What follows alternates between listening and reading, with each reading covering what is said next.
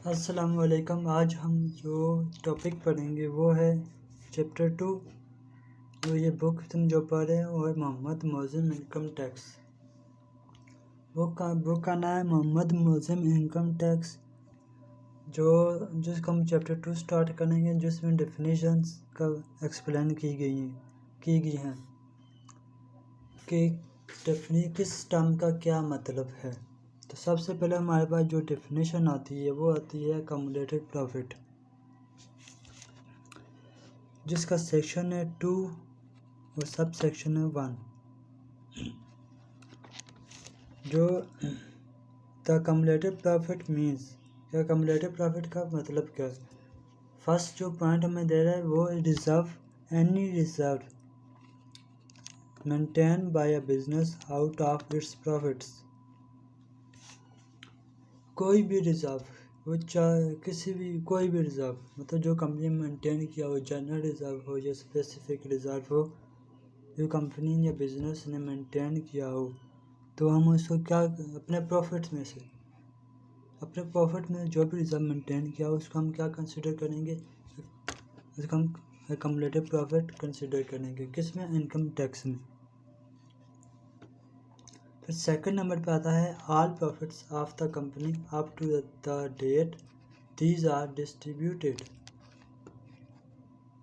इसका मतलब यह है कि कंपनी के पास जो भी प्रॉफिट है, ऑल प्रॉफिट में जो भी प्रॉफिट है of the company up to the date, company का जब तक वो डिस्ट्रीब्यूट नहीं हो जाते शेयर होल्डर में। मतलब शेयर होल्डर कौन होता है? जिसने कंपनी में पैसा इन्वेस्टमेंट किया होता है, जब तक वो इनको एज ए डिविडेंड नहीं दिया जाता, तब तक जो कंपनी का अकाउंट के रिटर्न अर्निंग अकाउंट में जब तक वो पड़ा रहेगा, उसका कम्युलेटिव प्रॉफिट कंसिडर किया जाएगा। तो थर्ड नंबर पे आता है this profit kept in whatever shape whether capitalised और not will be treated as accumulated profits up till their distribution to shareholders।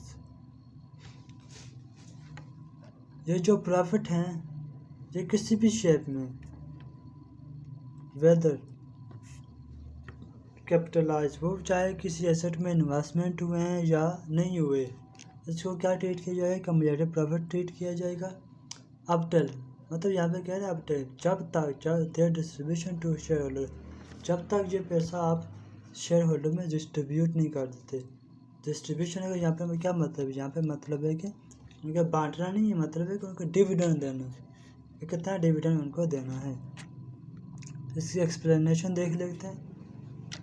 Many business prefer to set aside a portion of the earned profits for future use.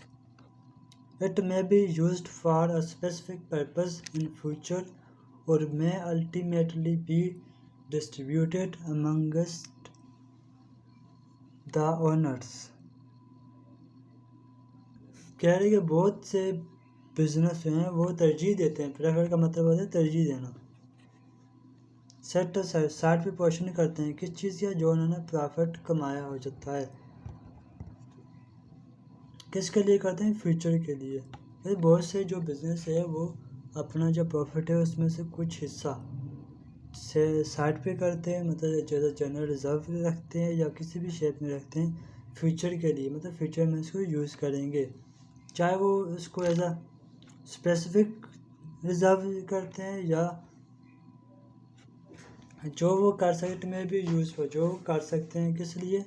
मे का मतलब मे का जो मतलब होता है उसका मतलब है होना या हो सकता है, ऐसा होता है सकता, जैसे था मे भी आप किसी का कन्वर्सेशन करते हैं तो वहाँ पे आप यूज़ करते हैं मे भी, हो सकता है, इसका ये मतलब होता है। इट मे भी, हो सकता है कि जो कंपनी है वो इस स्पेसिफिक पर्पज़ के लिए करे यूज्ड, या और हो सकता है कि वो डिस्ट्रीब्यूशन वो बांट दे किस में? Amongst the owners.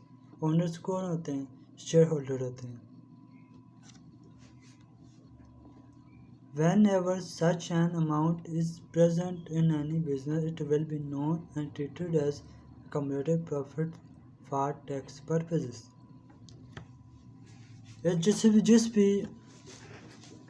जिस भी जो है कि किसी भी फार्म में, जब कंपनी में जनरल रिजर्व हो गए या स्पेसिफिक रिजर्व हो गए या रिटर्न अर्निंग में जो कम्युलेटिव प्रॉफिट पड़ा हुआ है उसको हम कैसे जानते हैं, उसको हम क्या करेंगे, कम्युलेटिव प्रॉफिट कंसिडर करेंगे। किस लिए करेंगे, टैक्स पर्पज़ के लिए, और किसी पर्पज़ नहीं, सिर्फ टैक्स पर्पज़ के लिए।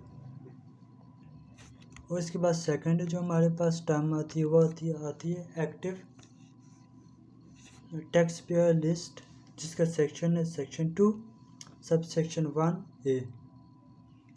इसमें कहता है every year a list is instituted by Federal Board of Revenue, by Azad Jammu and Kashmir Central Board of Revenue and Gilgit-Baltistan Council Board of Revenue of the persons who have filled the income tax return for the year.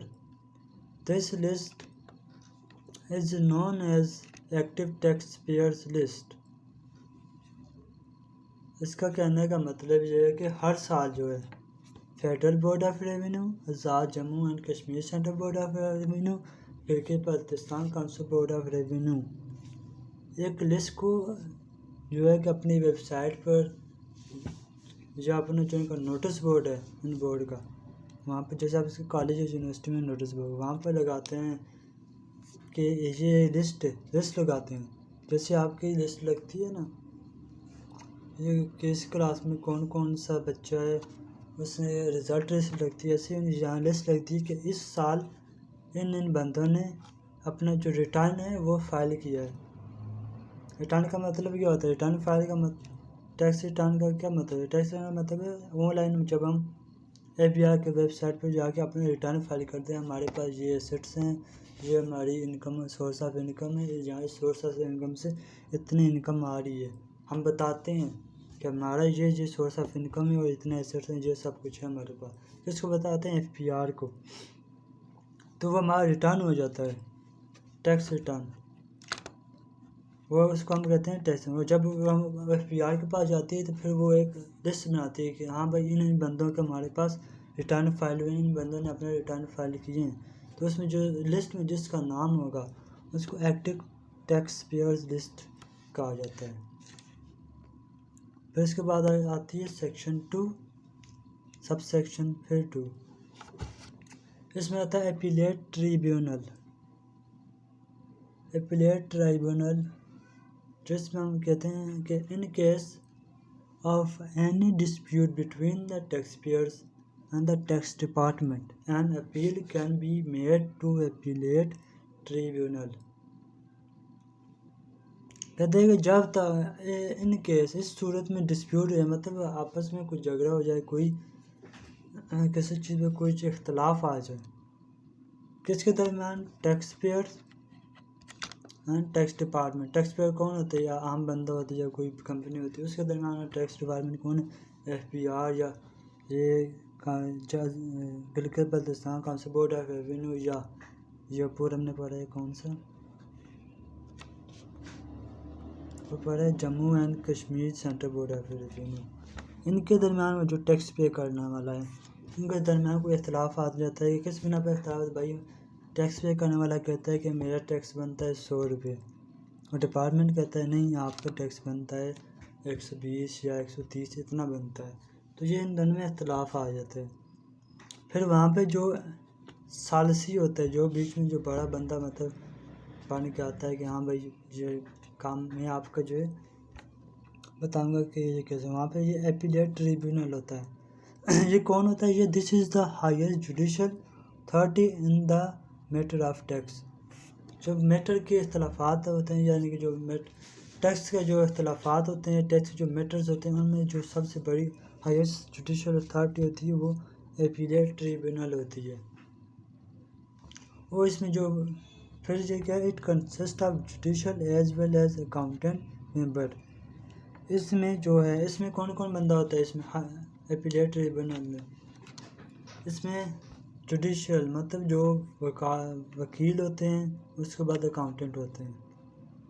Judicial वकील होगा, जज होगा, ऐसे होगा, उसके बाद accountant होंगे, इसके मेंबर होते हैं। और ये मेंबर जो अपॉइंट को होता है federal, the member are appointed by the federal government. और ये जो मेंबर्स अपॉइंट करता है वो फेडरल गवर्नमेंट करती है। और the decision of the tribunal on point of facts is final. जो भी ये ट्रिब्यूनल या एपीलेट ट्रिब्यूनल फैसला करेगा वो उसको ही फाइनल डिसीजन ही तस्वर किया जाएगा, मतलब ये फाइनल है। जब however in case of point of law the matter may be referred to high court। अगर आप फिर भी जो एपीलेट ट्रिब्यूनल के जो फैसला करता है उस पर आप मुतमईन नहीं, आप सेटिस्फाई नहीं, कौन मुतमईन नहीं, टैक्स पे मुतमईन नहीं है, वो जो कहता है कि नहीं भाई आपके फैसले से मैं मुतमईन नहीं हूँ, फिर वो कहाँ पे जा सकता है, हाई कोर्ट में जा सकता है। Finance act 2010 has added the appellate tribunal means the appellate tribunal in land revenue.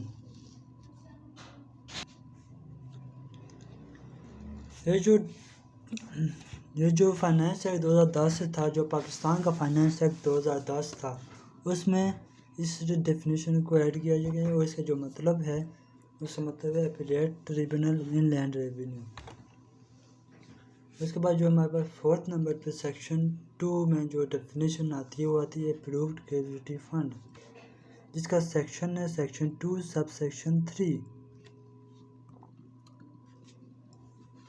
The government and private organization maintain gratuity funds for the benefit of their employees. The amount in these funds continue to accumulate from year to year and normally are paid to employees at the time of retirement. In case of death of an employee during service, the amount is paid to his family. इसका कहने का मतलब ये है, जब कोई government जब private organisation, government का जो लफ्ज़ यूज़ हुआ है ये नहीं, ये फेडरल गवर्नमेंट होगी, मतलब कोई आर्मी का जो हो गया उसका हो गया, या कुछ भी कोई सरकारी जो अदारे हैं उनमें जो मुलाजिम हैं वो प्राइवेट ऑर्गेनाइजेशन, ये दोनों क्या मेंटेन करती हैं, ग्रेजुटी फंड मेंटेन करती हैं। ग्रेजुटी फंड का जो मतलब होता है लफ्ज़ी मतलब, इसका मतलब है जब आप रिटायर होते हैं तो आपको एक लम सम अमाउंट दी जाती है, मतलब जिसको आप इससे ज़्यादा अमाउंट दी जाती है। जैसे कि कोई आपका देखा होगा आपके गांव में ये शहर में कोई बंदा फौजी था, वो रिटायर हुआ तो उसको रिटायर होते हैं साथ ही उसको 15 लाख 20,000 25 लाख या 30-35 किसी को 50 लाख भी मिलता है, ये लम सम दिया जाता है।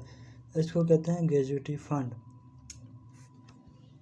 तो उसको ग्रेजुटी फंड कहते हैं। ये जो अमाउंट होती है ये अकमुलेट होती है, ये अकमुलेट आपने अकमुलेट का मतलब जमा की जाती है ईयर टू ईयर। और ये पे कब होती है, जब बंदा आपका जो एम्प्लॉय है, जैसे फौजी रिटायर होगा उसको दी जाएगा उसके, अगर in case of death of an employ during service the amount is paid to his family. अगर वो बंदा मर जाता है जो एम्प्लॉय है जिसने ग्रेजुटी फंड मेंटेन करने में अपनी जो सैलरी थी उसमें से पैसे कंट्रीब्यूट करके जब मेंटेन वो मर जाता है, मतलब फौत हो जाता है, तो उसको क्या अमाउंट जो है उसके मरता का भी जब फौत हो जाता है ड्यूरिंग सर्विस के दौरान ऑन द ड्यूटी जब वो डेड हो जाता है तो उसका जो अमाउंट है ग्रेजुटी फंड किसको दी जाएगी, उसकी पेड टू हिज फैमिली, उसकी फैमिली को दी जाएगी। The employer gets a lot of benefit if the gratuity fund is approved by the tax authorities. Under the Income Tax Ordinance 2001, the Commission of Income Tax grants such an approval. अब ये क्या है, the employer कौन होता है, जो नौकरी देता है, जो आपको बंदे को हायर करता है कि आप आए हमारी कंपनी में काम करें, या गवर्नमेंट हायर करती है कि फौजी को भर्ती करती है, तो एम्प्लॉय कौन होता है, नौकरी देने वाला। एम्प्लॉय कौन होता है, नौकरी करने वाला। जो एम्प्लॉय होता है वो उसको भी जिससे बहुत सारे बेनिफिट मिलते हैं। अगर ये जो ग्रेविटी फंड है ये कहाँ से अप्रूव हो? इनकम टैक्स अथॉरिटी से। और पाकिस्तान में इनकम टैक्स अथॉरिटी कौन है? FBR। तो मैंने कहा था यहाँ पे तो approve by the income tax authorities. अगर कोई एम्प्लॉय जो कंपनी जो FBR से ये फंड ग्रेविटी फंड अप्रूव करवाते हुए इसको मेंटेन करते हुए इससे एम्प्लॉय को भी फ़ायदा होगा, कंपनी को भी फ़ायदा होगा। और पाकिस्तान में जो अप्रूव किया जाता है ये कौन करता है? Under the income tax ordinance 2001 the commissioner of income tax grant such an approval. Income tax ordinance 2001 में ये जो कमिश्नर ऑफ इनकम टैक्स होता है, ये किस्म का इनलैंड रेवेन्यू ऑफिसर होता है, ये जो होता है इसको टैक्स को ग्रांट को अप्रूव करेगा, तो तब ये आप मेंटेन कर सकते हैं ग्रेविटी फंड को, अगर ये कमिश्नर अप्रूव करता है तो। बहुत आज हम ये चार्ट डेफिनेशन पढ़ी हैं। फर्स्ट 4 जिसमें सबसे पहले आता है कम्युलेटिव प्रॉफिट्स, सेकंड आ रहा है active tax payer list, third है एपीलेट ट्रिब्यूनल और फोर्थ आ रहा है अप्रूव ग्रेविटी फंड। ये चारों पढ़ी हमने। तो नेक्स्ट क्लास में हम पढ़ेंगे approve employment pension annuity scheme, approve सुपरनेशन funds, assessment year and association of person.